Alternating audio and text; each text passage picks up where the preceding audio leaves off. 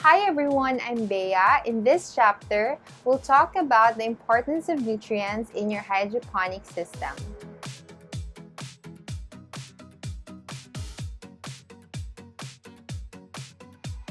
Hydroponic plants need a balanced nutrient solution as soon as it is transferred into the hydroponic system. Hence, it is important to choose the right and the best ones. Let us start by knowing the base nutrients.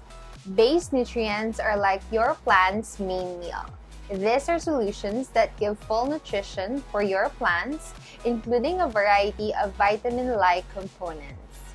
Different sorts of plants require different types of basic nutrients. Also, the nutrients' jobs are dependent on the stage of development of the plant, such as the growth stage and the flowering stage. For example, after transplanting your plants and you want to make the roots strong, a high potassium and phosphorus content will be a great help. High nitrogen will also aid your crops if they are in need of more protein and stronger stalks and leaves. And during the blooming stage, more phosphorus will be beneficial to improve flowering and seeding. It might be overwhelming, but to remember it easily, just take note of the letters N, P, K, which are chemical symbols for nitrogen, phosphorus, and potassium. Okay, now let's talk about the components of hydroponic nutrients and the right mix. The right mix is what's indicated on the nutrient packaging. A good nutrient solution would have the following macronutrients: nitrogen, phosphorus, and potassium. They are the nutrients we discussed a while back. NPK, remember? Furthermore, magnesium, sulfur, and calcium come next. All of these are the vital elements that your plant must be getting from your nutrient solution.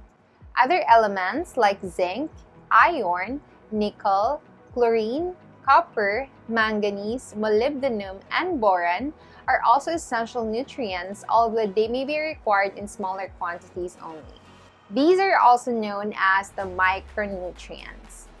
Back when I was studying in university, I had this mnemonic zinc MMB. Zinc was embedded there, then double letters of C and M will make you remember them better. But don't forget the B in the end. Be sure to check the labels of the nutrients that you'll be getting to be sure that your plants are getting the right nourishment they need. For a full spectrum of nutrients for your hydroponic crops, check out the leaf and fruit hydroponic nutrients in the description section below. In our advanced courses, you will learn further that you can measure the number of nutrients using some tools. Moving forward, perhaps you're wondering whether to choose powder or liquid nutrients. Dry nutrients are economical as they may be shipped in bulk as compared to liquid ones which contain water. They are also win when it comes to longer shelf lives. But a downside for dry nutrients is that they would require more careful handling and storing in airtight containers as they are prone to absorb water from the air. Liquid nutrients, on the other hand, are pre-mixed, so they are easier to use. Okay, so now let me enumerate the factors that contribute to a good nutrient maintenance. Starting off with water. The quality of water you will be mixing your nutrients plays a big role in the absorption of the effective nutrients of the plants. Allow the nutrient solution to sit for at least 2 hours and then use a pH meter. An ideal pH is 6.0, while the acceptable range is between 5.5 to 6.5. Use a pH balancer, readily available in local hydroponic gardening stores, to adjust the pH accordingly. Here's a tip. For a natural pH neutralizer, you can use vinegar and baking soda. Vinegar lowers the pH while baking soda raises it. Next, we have temperature. Your nutrient solution should be maintained at a steady temperature of 65 to 75 degrees Fahrenheit. hot solution breeds bad bacteria and an increase of microorganisms. It will also be bad for the tender roots of the plants. On the other hand, in cold nutrient solutions, the plants will grow slower at lower temperatures as the roots will begin to shut down. Lastly, we have sunlight. A combination of sunlight and nutrients favor the growth of algae. Be sure to cover every spot possible so that sunlight would not reach your nutrient water. As a final tip, you need to know that over time, the nutrient solution will decrease as the plant absorbs them, and some are lost due to evaporation. Refill with water only as the nutrients don't evaporate.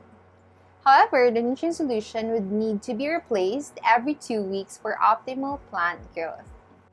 And that's it for this chapter. Thank you so much for watching this video.